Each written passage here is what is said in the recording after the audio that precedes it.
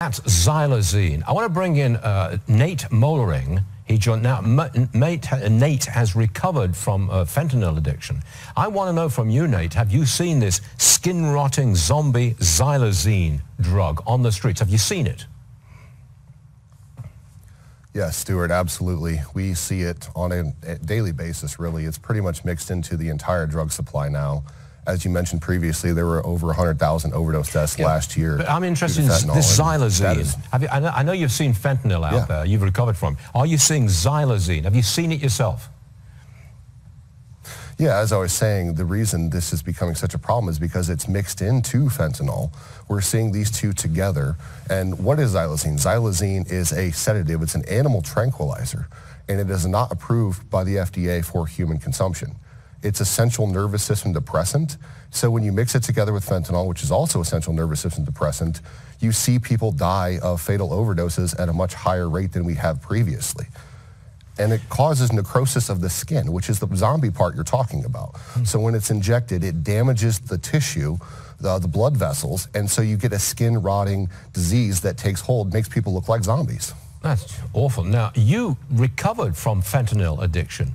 Tell us, please. I mean, not many people get off that addiction, as far as I know. How did you get off it? Well, honestly, I have to contribute that to, people love me through it. By the grace of God, I recovered. But really, honestly, my community came around me and supported me, and I wanted to say, my home district, Congressman Jim Banks has really been supporting the recovery community advocates, which is really how I got off of it, People wrapped me in love, and they supported me, and that's really how we get people, that's how we solve this addiction crisis, is by loving people through it, and then also confronting the drug supply head on, which is what he's trying to do and what many other House Republicans are trying to do as well. Did you go to rehab? Yes, sir, I did. I went to an addiction treatment center, very similar to the one that I work at now, which is Allendale Treatment and Fort Wayne Recovery. And they taught me how to live life again without the use of substances, which is vitally important. Most people don't have a problem quitting. It's staying quit that's the hard part. And unfortunately, so many Americans today do not get the chance to recover because they're dying of fentanyl poisoning and xylazine poisoning. So what was the cost of your rehab?